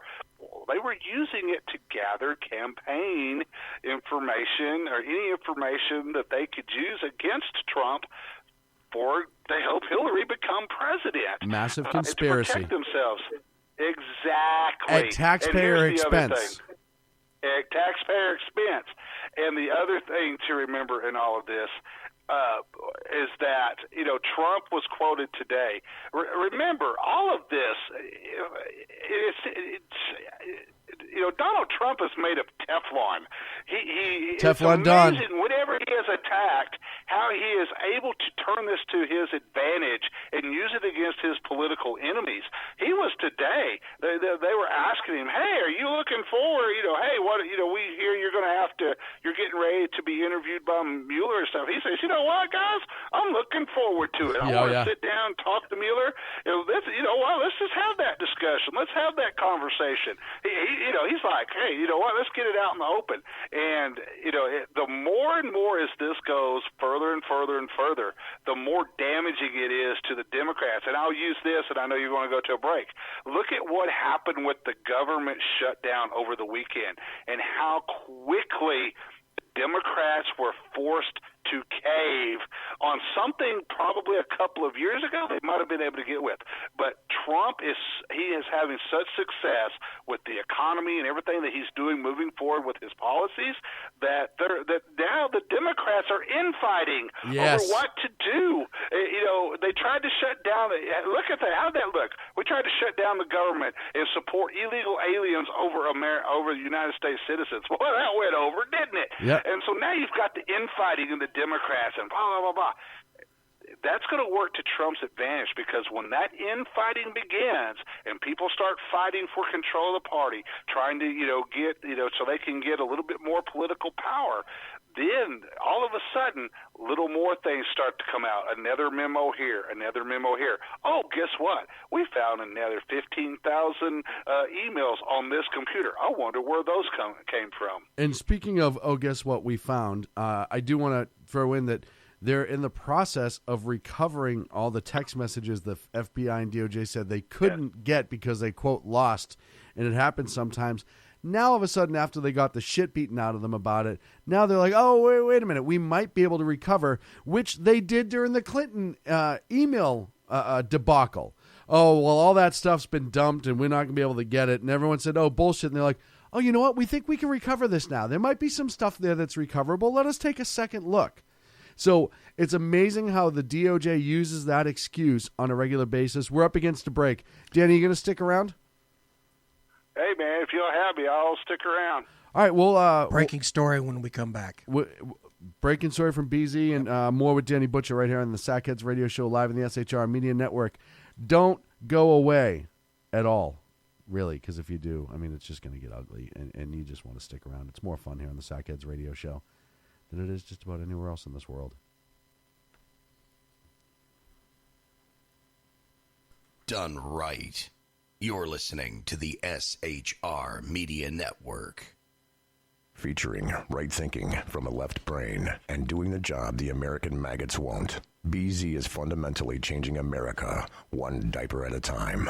Just when safety pin manufacturers are running out of metal for the diapers of the leftists, where the speech is free, but the drinks are not. The Bloviating Zeppelin's Berserk Bobcat Saloon can be heard every Tuesday and Thursday night, commencing at 11 p.m. Eastern and 8 p.m. Pacific, where pushback is a requisite art form in and of itself. Let your ossicles be truly liberated when you listen to the Bloviating Zeppelin's Berserk Bobcat Saloon, only on SHR Media Network. No ferrets were harmed in the making of this ad. When dirty politicians, shadow governments, and deceptive Islam blind the world with fake stream media smoke, their only fear is one man with a cane. I'm Dave Milner. Join me through shrmedia.com, highplanestalkradio.com, and the Western Free Radio Network at Spreaker, YouTube, and iTunes for a different perspective weekly on the Unpleasant Blind Guy. And catch me on Jeff Mitchell's EDL Radio on blogtalkradio.com. There's no surrender ever. Because truth is not always pleasant.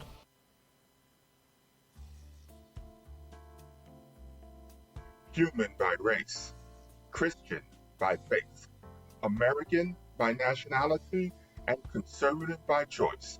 Reverend Ralph J. Chittum Sr. is the right guy on SHR Media from 8:05 to 9 p.m. Monday through Friday.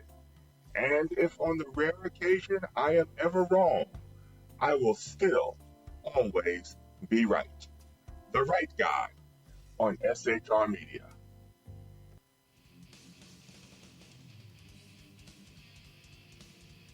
Beware, the Jersey Takeover is here. Every Monday through Friday, 9 p.m. till 11 p.m. Eastern Standard Time, you can catch Reaver Common Sense Show hosted by Jersey Joe, right here on shrmedia.com. Only Jersey can deliver hell like no one else. So consider this your fair warning.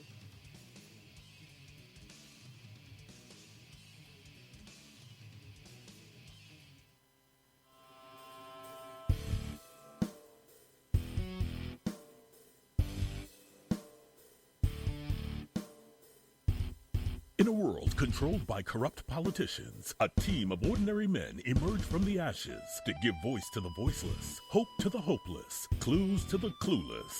Sackheads Sean, Sackheads Clint, and Sackheads BZ. The Sackheads Radio Show every Wednesday at 8 p.m. Pacific and 11 p.m. Eastern on shrmedia.com. Watch on YouTube, Facebook, and the High Plains Pundit Network. The best in late-night conservative talk. The Sackheads Radio Show, only on the SHR Media Network. Go ahead, I'll say it again. Some of the best A-roll is going to be B-roll. Like, what are you talking about? Just the last question we cut a couple seconds. Yeah, I'm a freaking artist. I can't just come up with this shit off the top of my head. Are you freaking kidding me right now? Good point. Exactly right. Hey, this is Sackhead Clint, and I'm with Sackhead Sean, Sackhead BZ. No communists allowed on the SHR Media Network. Damn straight, mister. Back to the show. Conservative media done right. You're listening to the SHR Media Network. And welcome back to the Sackheads Radio Show live on the SHR Media Network. The last part of the show here on the 24th of January 2018. Down the home stretch, we're running. Well, I don't know if we'd actually be running, but, you know, it's close enough for government work. Danny Butcher joins us on the phone right now. BZ, before we went to break, you said you had some breaking news. Why don't you go with that, sir? One of the pieces of news was quite unfortunate. There's no full story out on this yet. There was a Colorado sheriff's deputy who was shot and killed in a shooting. There's a manhunt supposedly going on right now for the suspects. They say that plural. And the other story that just came out that was breaking is from Fox News. It says, DOJ official, the headline, DOJ official urges Nunez not to release memo on surveillance abuses. A top Justice Department official is urging House Intelligence Chairman Devin Nunez not to release a much buzzed about memo circulating in Congress that purportedly reveals government surveillance abuses.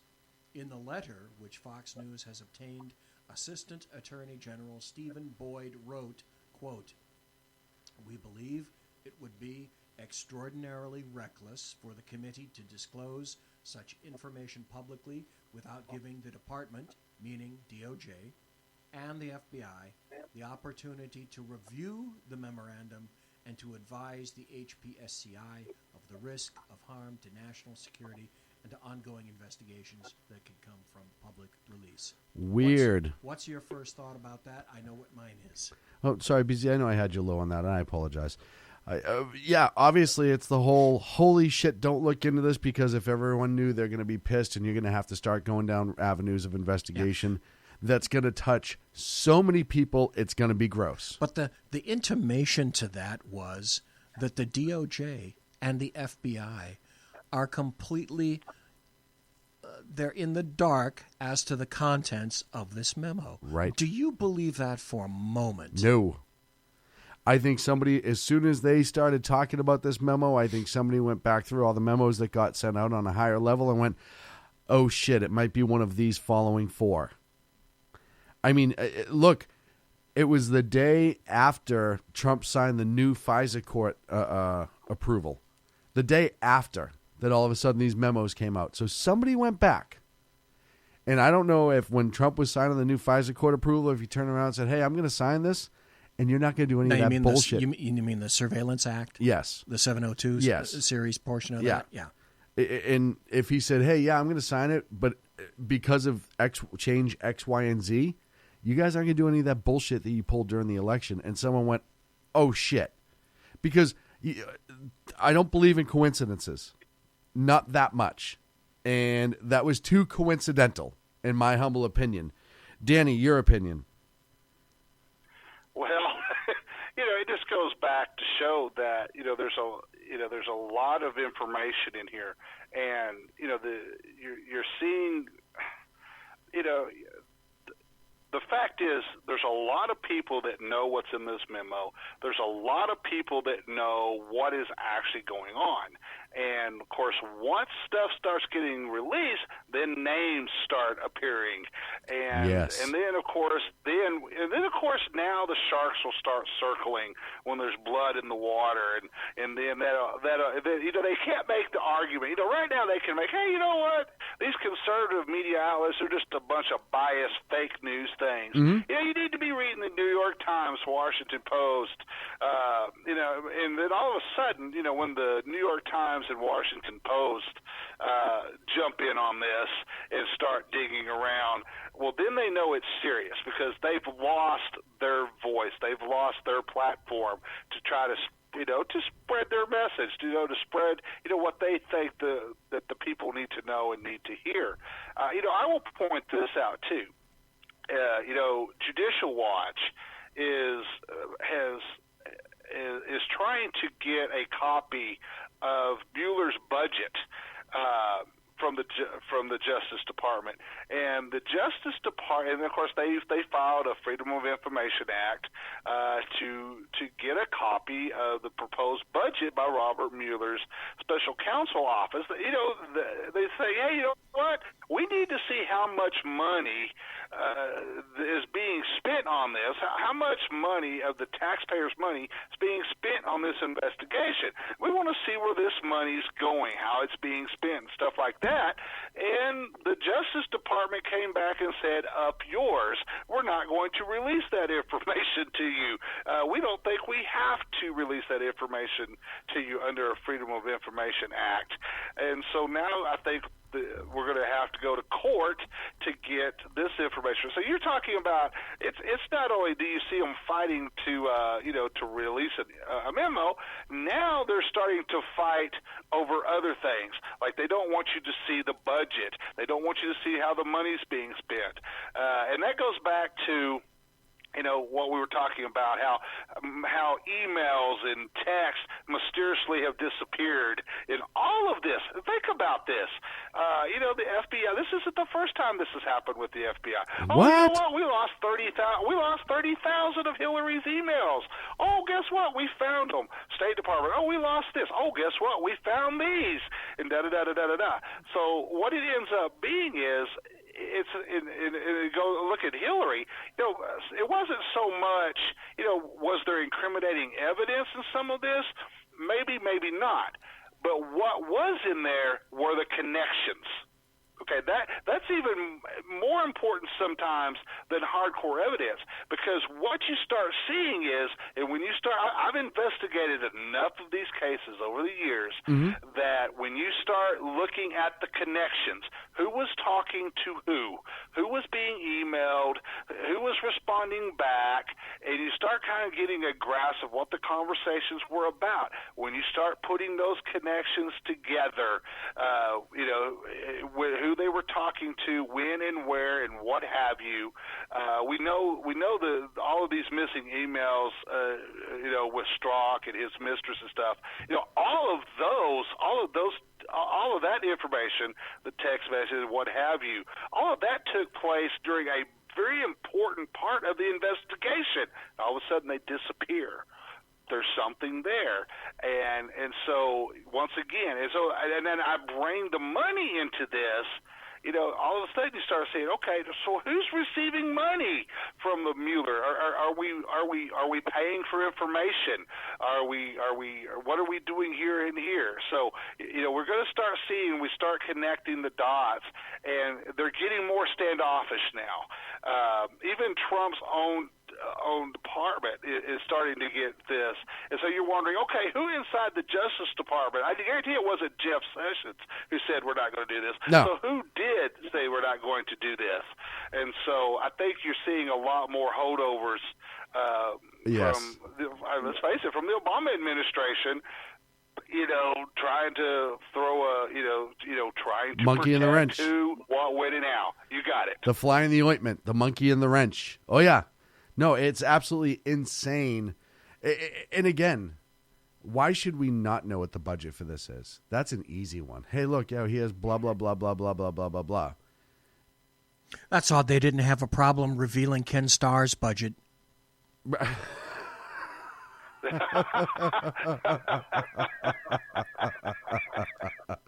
Weird, right? Absolutely strange how quickly that came out.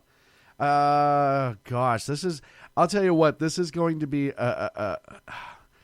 it's shocking to me, and I'm going to give you my take right now. I think people will be arrested. I think people will go to jail. I think that it'll also unravel a lot more, maybe not criminal things, but horrendous things. And I think it's going to give people a bigger look inside of what goes on in corrupt administrations than what they thought.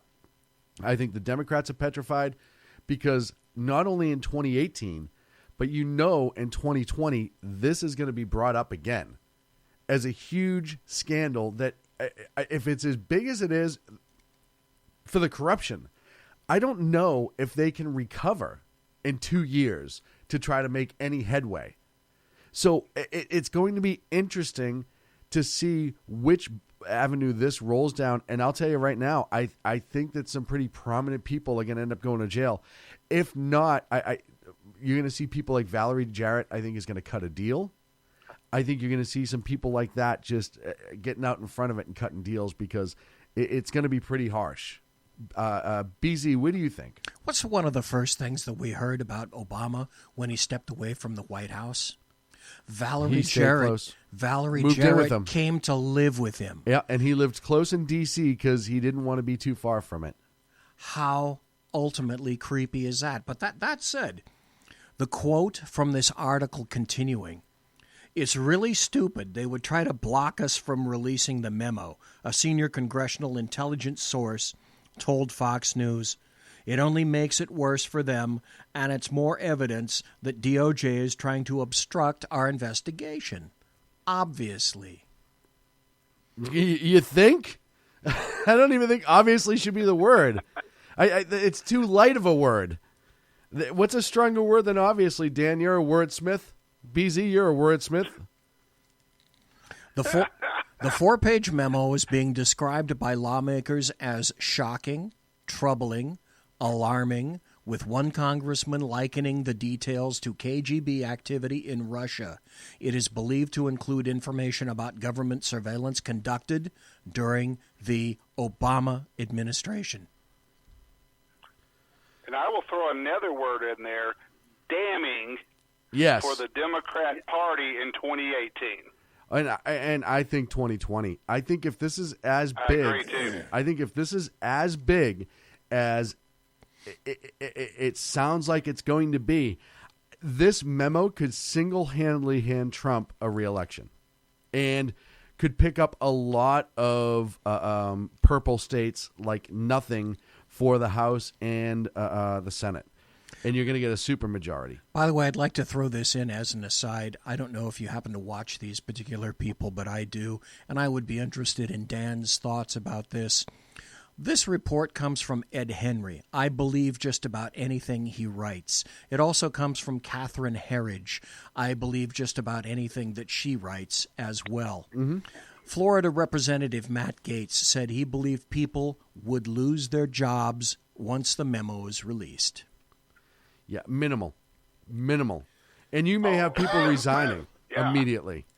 And like I said, I want to know who called what lawyer. That I know. Hey, you know what? Maybe Pfizer already has a tap on that sort of thing.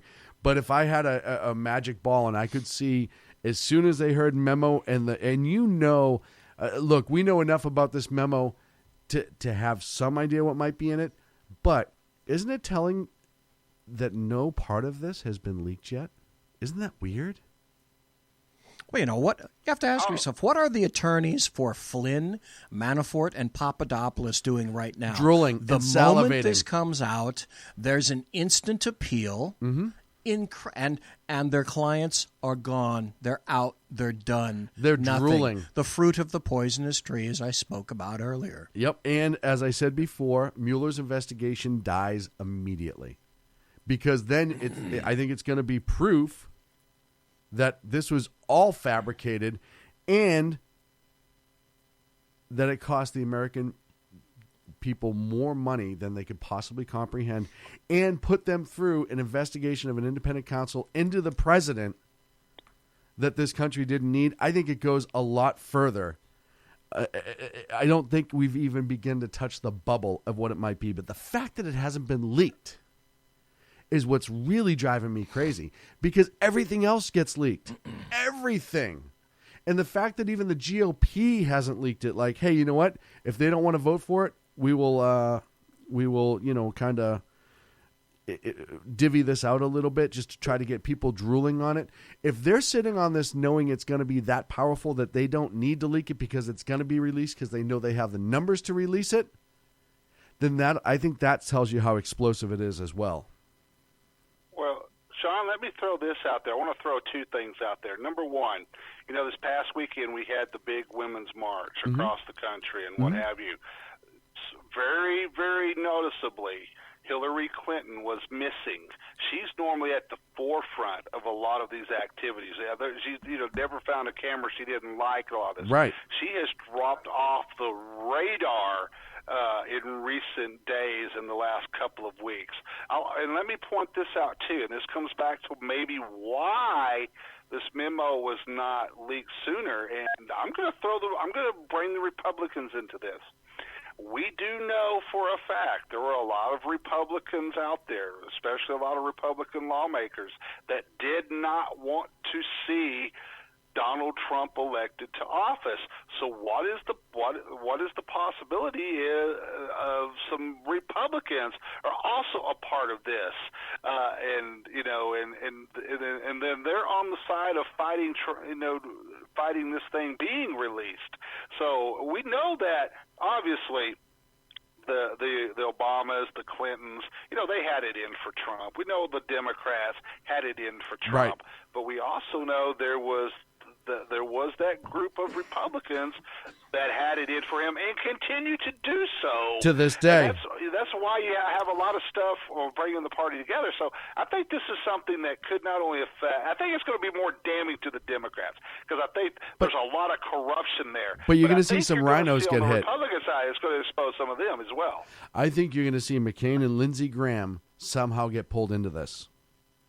I think you're going to see some resignations. McCain already said that McCain admitted last year that he was responsible for turning information about the dossier over to the FBI, and that he sent people up to Canada and across the pond into England, where Steele was.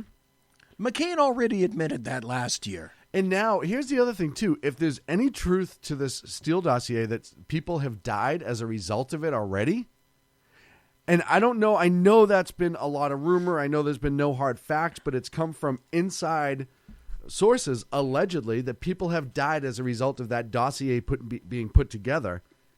Does that make the Democrats complicit in notable deaths to try to keep Trump out of the White House? I will say this, Sean. Is there murder? Is there hits taking place? Suicide? I wouldn't go that far, but I will say this: we certainly have seen a lot of Democrats lately, especially folks that were, weren't necessarily lawmakers, but they were members. But they were members of they were members of campaigns, or they were political consultants and stuff like that. All of a sudden, you've seen a lot of these people killing themselves. Yeah. And so you go, okay, what did they know that they took their own lives? So you certainly have seen a lot of that. But once again, this is something. You're starting to see everything fall in place with the dossier, with this memo. There's going to be other stuff that comes out when the interviews start, and we start getting some of the release from the interviews. I think this next round, people are anticipating. Oh, you know what? We're interviewing all the Trump administration officials. I don't think you're going to see any of those people all of a sudden have arrest warrants issued for them.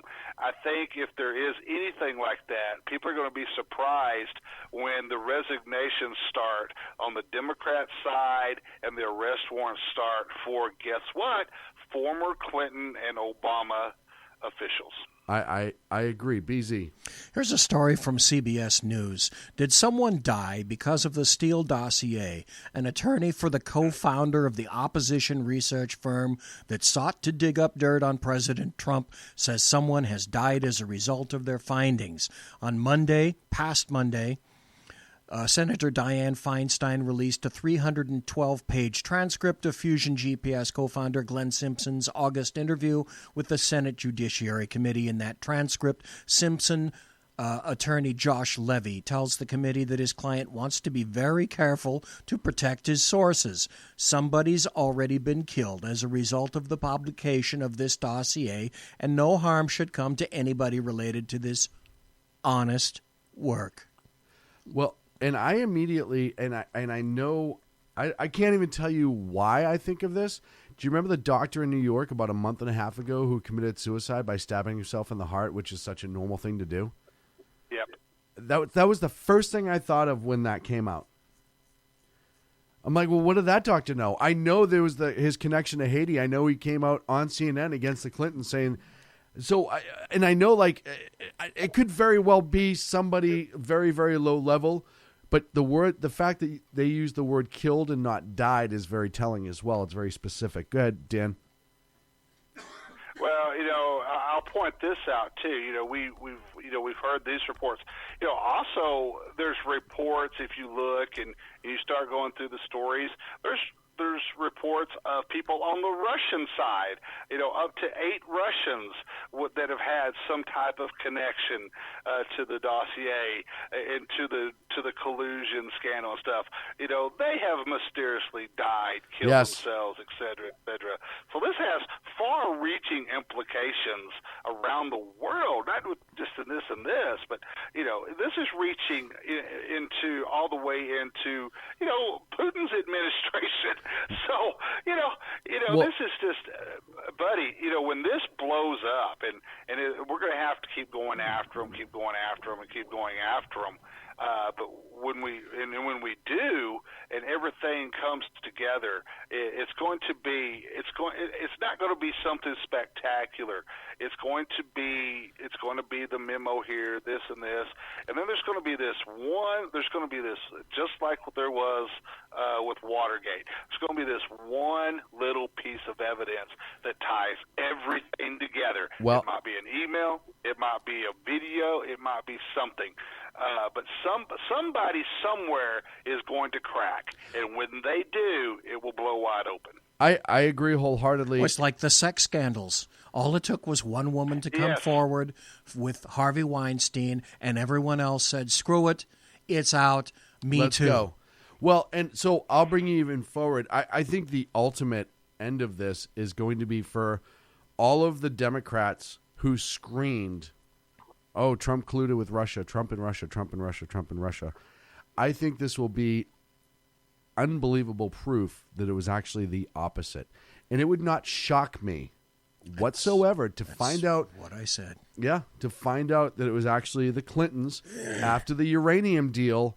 All of a sudden, their friends in Russia were making up shit to put on Trump because Putin and Trump may talk. They don't like each other.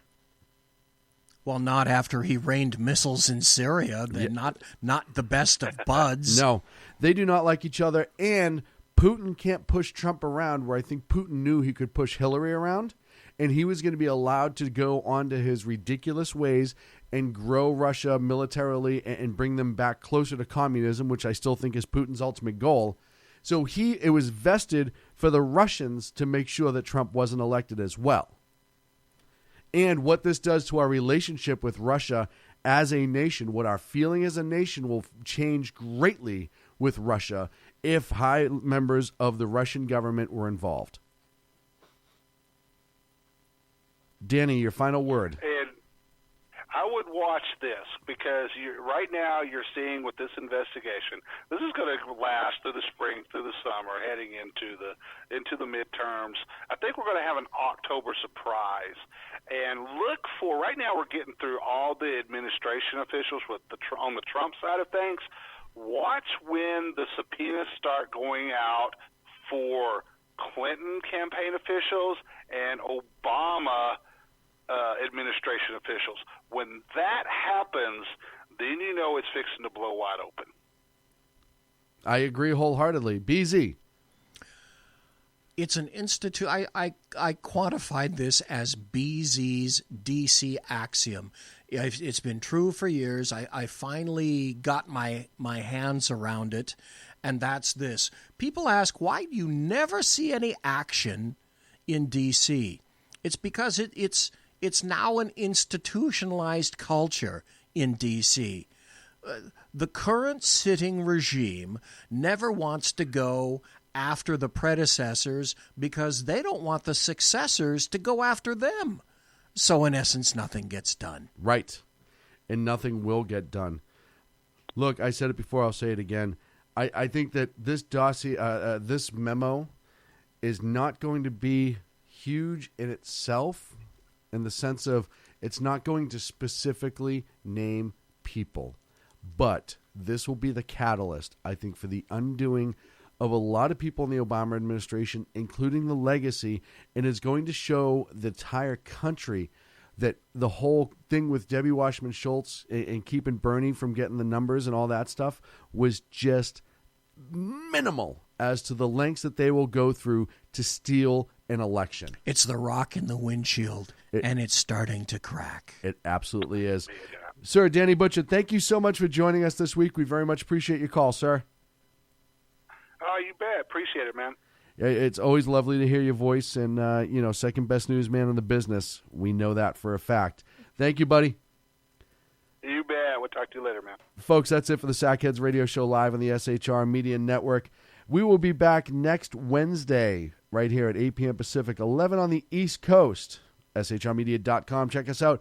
Facebook, we're on there as well. SHR Media. Search us, like us, share us. Same thing for YouTube and Twitter. Tomorrow night, 8 p.m., the Bloviating Zeppelin will be in this seat. Maybe. We're hoping for a recovery. We're also hoping Sackhead Clint feels better. Make sure you check out all the awesome shows right here on the SHR Media Network, and we will talk to you soon. The best late-night conservative talk show in America, Sackheads Radio. And listen, there are no people better on the air to give you the best in conservative talk than Sackhead Sean and Sackhead Clint. And we're working on the immigration papers for a certain other guy who happens to work here, too. For those who are tuning in around the world to the best in late-night conservative talk, Sackheads Radio. Sack you. Radio. Sack you. Radio.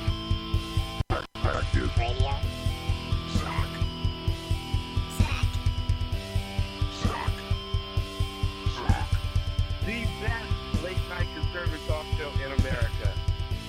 In America.